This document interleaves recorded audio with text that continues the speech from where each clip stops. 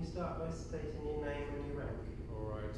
My name is Gerry Douglas Sherwood, and I'm temporary principal keeper on Needles Lighthouse. And I joined Trinity House in 1970 as an SAK for 1 year. When I was on the Nab Tower, I was promoted to AK and went straight to the South Bishop, which is off Pembroke.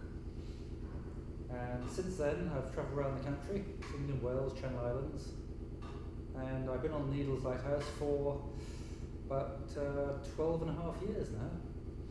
And I'm due to leave here in November, the 24th. And currently, as this is being filmed, we're undergoing a programme of automation. Can you explain all about the Needles? All about the Needles. Well, the Needles got quite a long story. Behind me is a place called Scratchell's Bay, and the original Needles Lighthouse was established on top of the cliffs at Scratchell's Bay in the 18th century, I believe.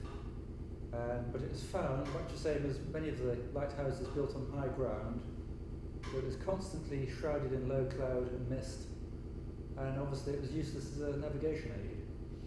So the decision was made to build a lighthouse at the end of the Needles, where we are now, and they brought in a chap named Walker to design the tower, and the lighthouse was built and established in 1858. And since then it's been regularly manned 24 hours a day, 365 days a year, for 136 years. And that process will come to an end this November. So it's a long history.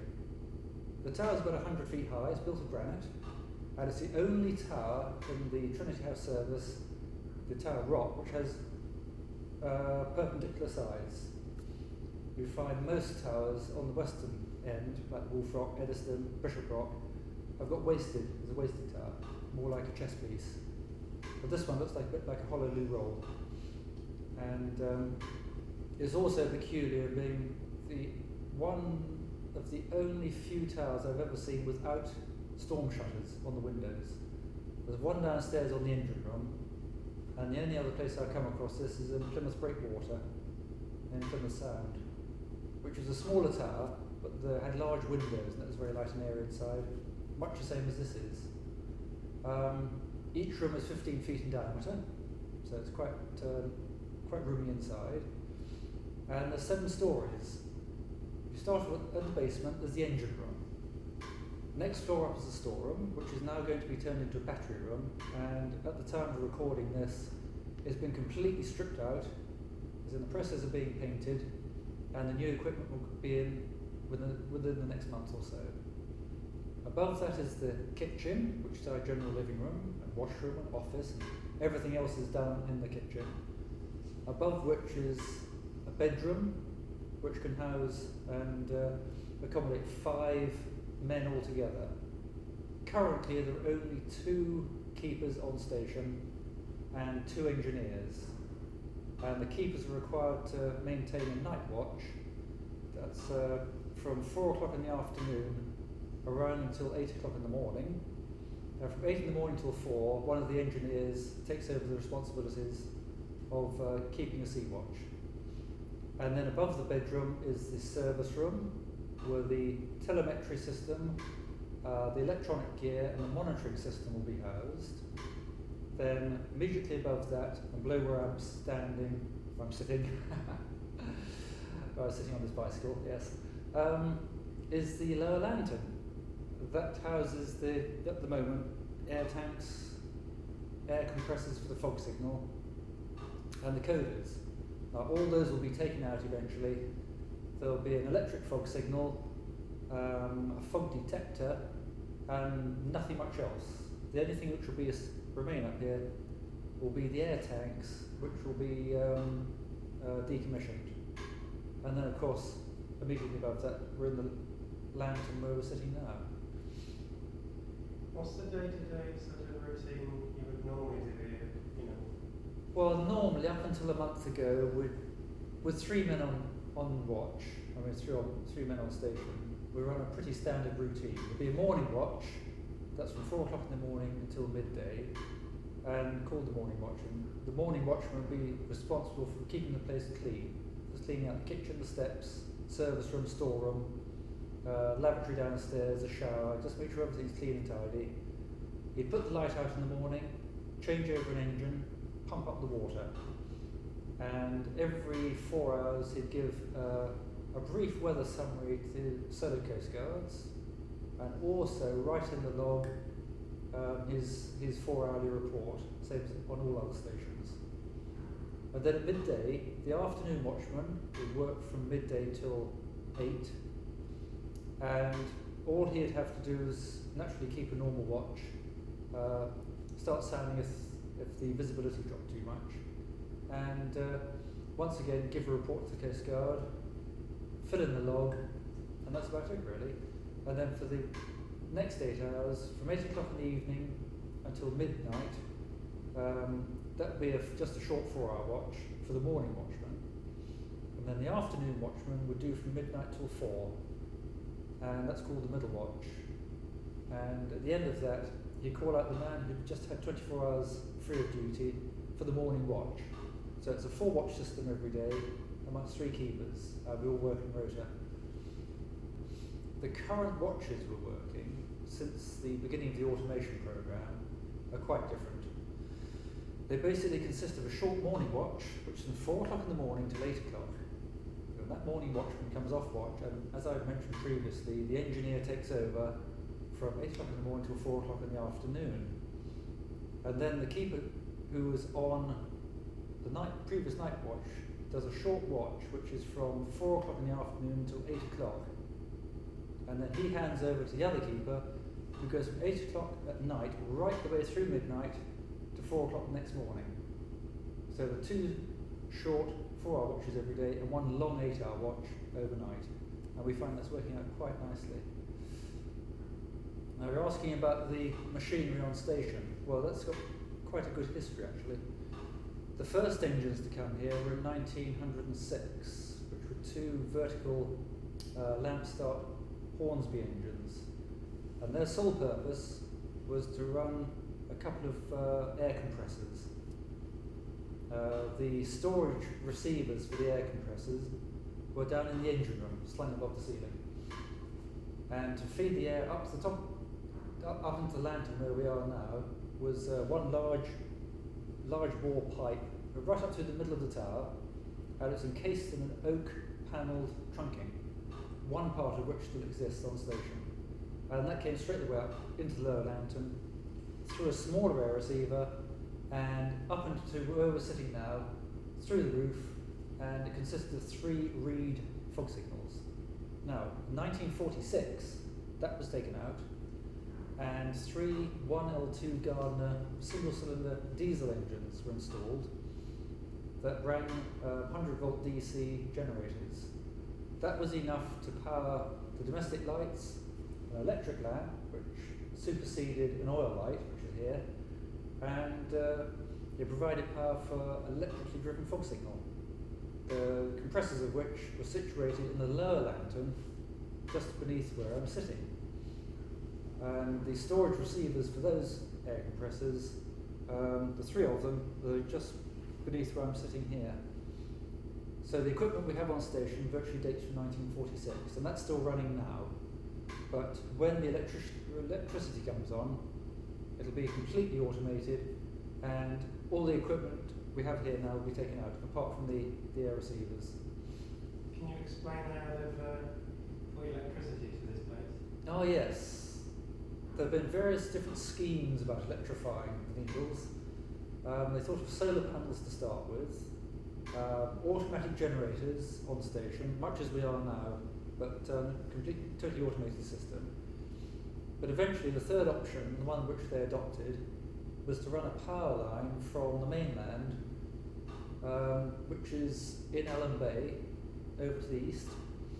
As a cable goes down through some old fortifications, out to sea for about 200 or 300 yards, right along the coast where we are now, and back in, and through the wall of the cave downstairs, through solid chalk, into our storage cave.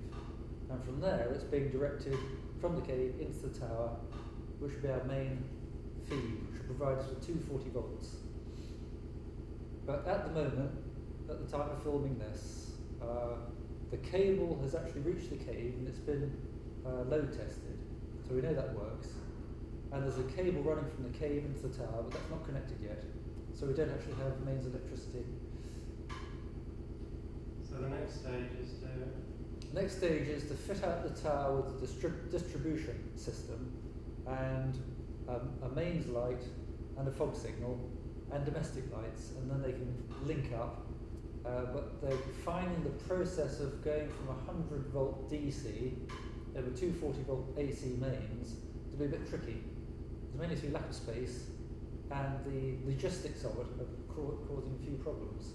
Mainly because they can't take out the old equipment, so they've got to keep the services running before they put new equipment in. So that changeover period is proving a bit tricky at the moment.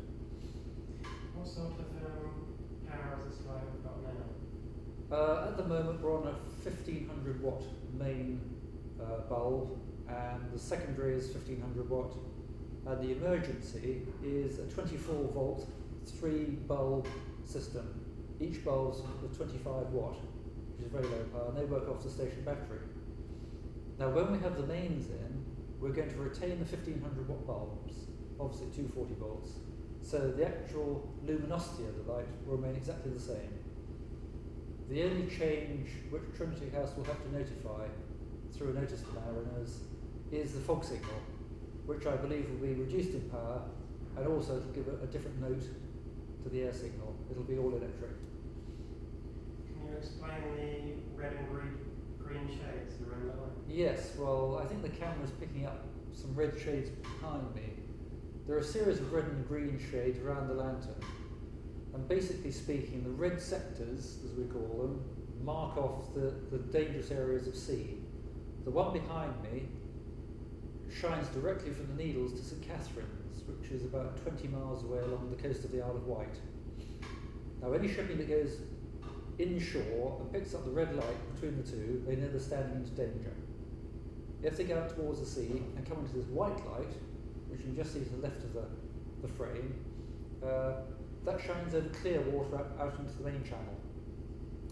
And once they come round over to the west and start entering the Needles channel, they come into a red light again. And the red light shines along the Shingles bank, which runs from the southwest Shingles buoy, which is almost due west of us here, right the way along up to the northeast to Hurst Castle. And all the time any ship goes past there, there'll be a red light which shows the danger. Just beyond Hurst Castle there's a white beam. There's just a white short, a narrow white sector, and that marks clear water in the middle of the channel. And as they go round Fort Albert, they come into a green sector, which shows they're in the area of Colwell Bay. Now when they're coming out in the other direction, they should always keep the green on their port side. It's really to show which direction they're sailing in virtually. Because as you know, the rule of sea is when you're going into port, the red light's always on your port side and the green light's always on the starboard. So at night you know which direction you're sailing in. Okay, you say there's no storm shutters on this place. You must still get bad weather though. Oh yes, certainly get bad weather. But not enough to affect the tower like the Wolf Rock and the Longships and the Eddiston and other places down the west. It's mainly because we're in fairly shallow water. So the sea tends to break before it reaches the tower. I mean, we do get seas up to the kitchen window and sometimes up to the bedroom window. But I've ever only once known the tower to shake just through the force of the sea, and that must be about 10 years ago, I think. But the sea does come over the back. There's an artificial wall which shelters the landing over at the back, and it breaks over there very regularly. So what sort of height is the kitchen and bedroom if you get waves up there? Bedroom window must be about 40 feet, and the kitchen window must be about 40 feet, and the bedroom about 60 feet. It just slops in. It's not green water, but it's pretty heavy spray and scud and all the rest of it. But I have actually seen sea coming over the top of the Needles, which is round the back here, and they're on a level where we're sitting now, which is over 100 feet. So it gets quite spectacular. And the other thing is, being an almost vertical pinnacle of rock, you get the wind blowing from the south and southwest, but on the other side you get a vacuum created. And that tends to draw the sea up and you get spumes of sea and spray vortexing on the leeward side. It's quite spectacular. What do keepers do in their spare time out here? Well, I think there are as many hobbies as there are keepers. Friend Gordon Medlicott, who's just gone up to Holyhead, he was keen on his family history, and he was researching into minor lights around the coast. Had a complete catalogue, all these extinct lights and lights are still in operation, but the harbour lights and minor authority lights. I run a magazine called Lamp, which is for the Association of Lighthouse Keepers. I'm also their archivist and their treasurer. I try to jettison on this next annual general meeting. And Dave Hindmarch, who's just gone to Nash, has been transferred. He is very keen on standing stones, megalithic standing stones and hill forts. And Pete Robson, who is now the keeper in charge on my opposite term, he does knot boards. He's fancy rope work, knot boards, and he also puts ships and bottles and bulbs. He's very good at it as well. So really got a multitude of interests. And some of us do filming and photography. Right, what other stations have you been on besides Needles in your career? Oh, well, when I was an SAK, I started off at Dungeness, and I was there for 2 months. Then I went down to Portland Bill for a few weeks, and I was transferred up to Blackwall School, where I did 2 months at Blackwall before being sent down to Portland Bill again.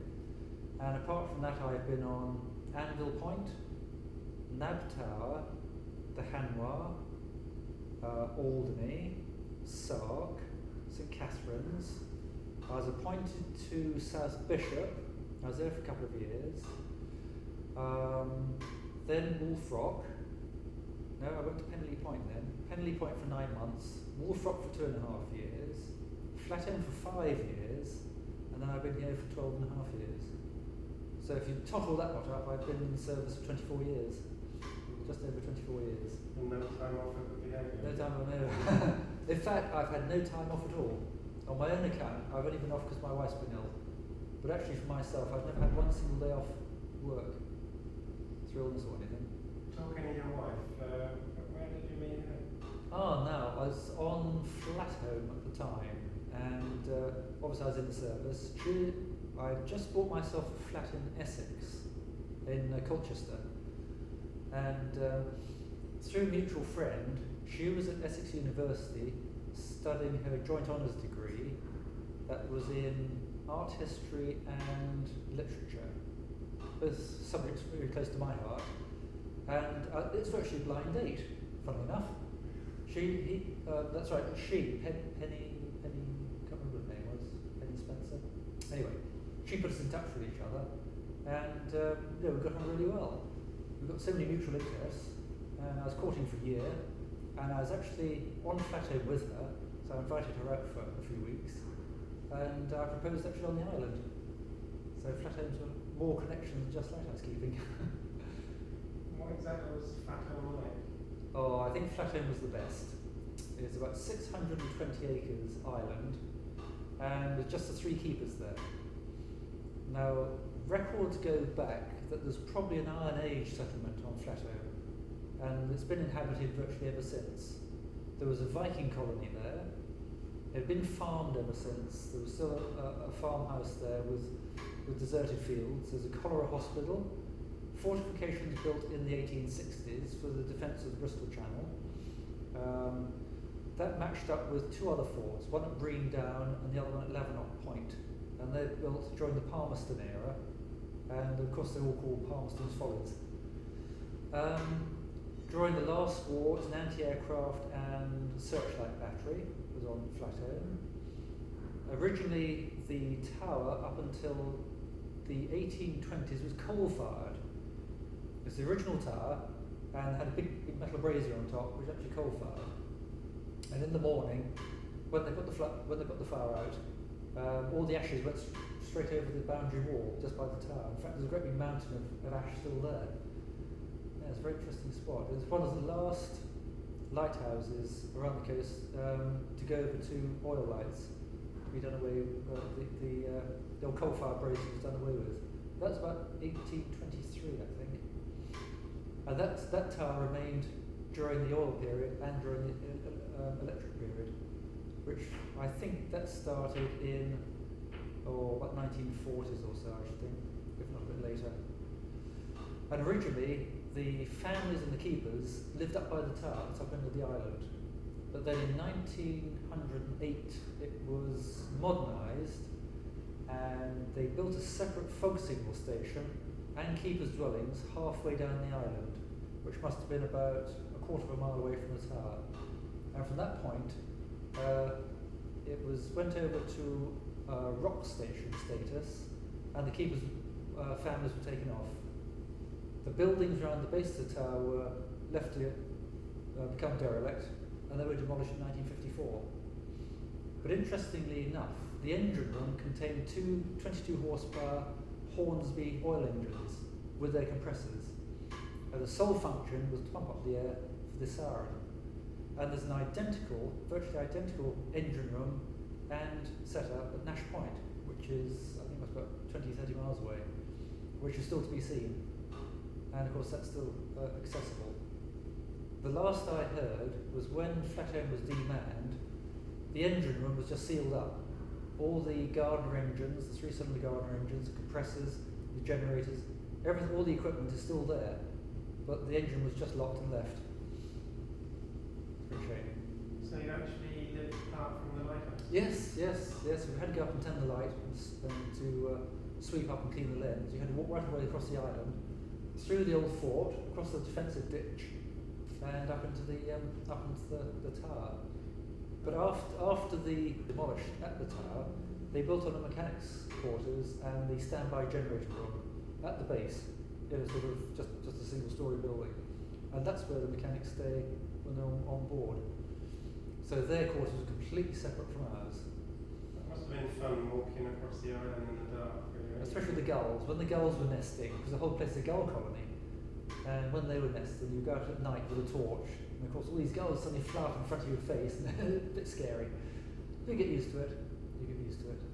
Then around about September time, after the nesting season's over, of course all the gulls suddenly disappear overnight. I think within 24, 48 hours, the island's absolutely clear. There's hardly a sound, all gone. Quite extraordinary. Did you get many people out there? Quite a few. Of course, you have to realise that Flatholm, being in the Bristol Channel, is subjected to some of the biggest tides around the country. 40-foot tides are quite normal. And that's the reason why you get the Severn Bore. You've probably heard the Severn Bore. It's a great wash of water. On flood tide, the Bristol Channel can cope with it, but when it gets into the Severn Estuary, there's such a flood of water trying to squeeze itself into a narrow gap that it builds up, and you get the Severn Bore running all the way up the river. And that's because of the big tides. So really, one of the defences of the island is that it has very strong tidal races, and the tide's so big. I mean, if you went out there in a boat on the ebb tide, and you put the boat up on the beach, within 5 or 10 minutes it'd be high and dry. It's quite extraordinary. But access is fairly easy apart from that. And yes, we did get quite a few visitors. You're also on the Nab Tower. Can you explain that? Yes. I was on the Nab Tower in 1971, and the Nab Tower is the most peculiar place. It's rather like living inside a black gasometer. It gets freezing cold in winter and baking hot in summer because it's all made out of iron. And originally it was designed as part of an anti-submarine defence system running across the eastern approaches of the Solent. Basically speaking, it's a metal drum, which I think has about 8 or 10 stories inside, and Trinity House took over the top floor for their navigation system. Now when I was there, everything we needed was contained on the top floor. That was the generators, the fog signal, bedrooms, mechanics quarters. We had a radio beacon, which one of the old radio beacons with a rotary converter at the bottom. And the kitchen had a radio burn in, there was a separate radio room, and also, amongst all this, on the top story was the quarters for the dockyard workers who came out every year to check on the plates under the water, just to make sure it's structurally sound. and they did repairs and whatever. On the roof of the Nab, it had two navigation lights. One was red, which I believe was over to the east, and a white light to the west. And they were contained in what was almost like a couple of telephone boxes, if you like. Two large cylindrical objects with a door at the back, and with tiny little mercury bath lenses. They're beautiful. I didn't know where they went to. They're only about a couple of feet high, I think, and about a foot or so diameter. And they had to be wound up once a night, around about midnight. I had a little hand, you just had to wind them up. And they used to revolve fairly slowly. And on the outside of these, what I call telephone boxes, there was just a semicircular screen and little bullseye lenses that turned very slowly and shine their beams out of this weird box. Now, together with that was the main navigation lights. There was a diaphone fog signal, which was mounted in the middle of the roof, and a bell. So you can imagine when you were sounding, you had the diaphone going, you had two engines running, you had the bell sounding, and you had the radio beacon going inside with the rotary converter. So it's a pretty noisy place. Access to the top floor was either from the outside via a crane and a small landing deck. We're taking coal and other supplies from there. And there were two spiral staircases went right the way down through the building to the bottom floor. And that gave you access to a small landing for boat work. But when they initially sank, they floated the whole Nab Tower to a great big concrete base, much like the Royal Sovereign. When they got it out on position, they sank it, and apparently it went down onto soft sand, because ever since it had a 15-degree list, so things actually tilting. So all the floors either go downhill or uphill, and the landing is always high and dry one side, and it's almost underwater the other. It's a strange place. Of course, it's all painted black, so it absorbs heat like mad in the summer. That's why it gets so hot. And it's just most odd place. But I gather all that's changed. You say it was cold on the Nab, so what was the winters like? Well, I'm never actually there in winter, but from what I hear, it used to be bitterly cold, being an iron structure. It really was. Apparently, it even had frost on the inside of the walls at times. Now, when I was on the Nab, I had the outside bedroom, which was virtually the mechanics' quarters, which had two bunks in there. And that was all right on the outside wall. And as I said earlier, in the summer months when I was there, the walls got really hot. But they said in winter that sometimes windows frosted over, and it really got bitterly cold. But there's no central form of heating apart from the Rayburn, which was in the kitchen. And that had a back boiler, which heated up all the hot water. So at least you'd always have a hot shower, a hot wash, which is very nice. But apart from that, I don't recall any other independent forms of heating in the tower itself at all. The Wolf Rock, how long were you there? I was on the Wolf Rock for 2.5 years, and thank goodness I had a good crew. But the Wolf Rock is a very small tower. I think inside it would be about the same size as Beachy Head, or the Smalls, or Longships. 12-foot diameter rooms, and all the windows had storm shutters, naturally. The sea going over the top, or at least right around up as far as the service room. That's quite a common occurrence. The main thing is that it was 6 miles to the south of Land's End in deep water. So there's virtually nothing between you and America. So you used to get these Atlantic rollers coming in, and with the Wolf Rock, that was peculiar in that the tower didn't have one of these drums on the bottom like the Bishop Rock and the Eddystone, which would break the sea before it hit the tower. It was just step down, small steps, it actually went into the sea. So you get a large roller coming in from the Atlantic, hit the base of the tower, and you just roll up the side of the tower and over the top. And of course the whole place would shudder. It was just through the weight of water hitting it. It was difficult to get outside for exercise. No proper sanitation there, apart from the Elson bucket and an enamelled saucepan in the window, just by the bedroom. If the wind was blowing, it had this other peculiar effect of acting rather like a flute. If the wind was blowing at a tangent across the window, it created a terrific drumming noise inside, sort of boom, boom, boom, boom, like that. and they can really hurt the ears. And the only way to do that would be to shut the windows. But then if you shut the windows, you wouldn't get any ventilation. And in common with many towers, when the wind was in a certain direction, you get the wind blowing back down the chimney. So imagine a tiny kitchen like that, contrary wind, the Rayburn wouldn't be drawing, in fact it would be blowing fumes back into the kitchen. So it's pretty awful. The only form of hot water we had was the Rayburn, and there was a large cylindrical copper tank permanently on the Rayburn with a little tap on there, so at least we could draw off hot water. And of course the obligatory kettle. All washing was done in a bowl, plastic bowl. There's no showers or anything. And the only way to keep clean was to have a stand-up strip wash in the middle of the watch. That was it, actually. Very cosy. Oh yeah, very cosy, yes. Intimate even. And people wonder about the romance of being a Oh yes. You can imagine a very small kitchen. There was a square table and one fitted seat and two separate chairs, but with one extra person on station, the places are just totally crowded. You're sort of falling over each other just to get to the door. Very cramped, very unwholesome. And that was the only station I've ever asked to be transferred from. Eddie Matthews was the principal keeper, and Tony Bourne was there for a time. He came from Hastings and he's on Beachy Head. I think he retired from there. And a chap named Oliver Loam, Ollie Loam. He went off to work on a kibbutz from the Wolf when he left Trinity. But they were a good crew, and that really helped a lot. Apparently on the other turn, you have people like Bob Ketton, an ex-light vessel chap, and they were always rolling off there drunk, and they had a heck of a time. Must have been purgatory. How long have you been married? Oh, now you're asking. I think it's 13 years. I think it's 13 years, yes, round about that.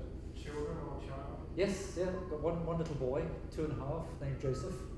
It's great fun, he is. So he was born when you were out here? In fact, I was ashore, yes, but when I was on the Needles, certainly. Now I'm here. But I was ashore at the time. Is that just lucky? It was really, yes, luck of the draw. But poor old Theo had to go through 3 days labour before he was born. He's a big boy, big baby, and he's a big boy now. But yes, I love my little boy, certainly. So how does being, I don't know if stuck out here is the right word, when you got a family ashore? Well, I don't mind so much. I mean, Theo doesn't mind, she's got her interests. Joseph's really too young to understand. He knows that Daddy always goes away. I always say I'm going away to work. And but I think he appreciates me when I'm home. And really, so he keeps him so well occupied, I don't think he worries too much. It's going to hit him a bit later on, but by then perhaps I'll be retired, about 2 years' time. You never know. But he's just started school, so that's another diversion for him. I take it you've enjoyed your career in the Lighthouse there? Oh yes, yes, No, certainly. Now the automation's coming to an end more or less. Yes. What's your feeling? What do I feel about it? Well, I just see it as inevitable. I mean, life must go on. People ask me whether I'll miss the Needles, because I've been here such a long time.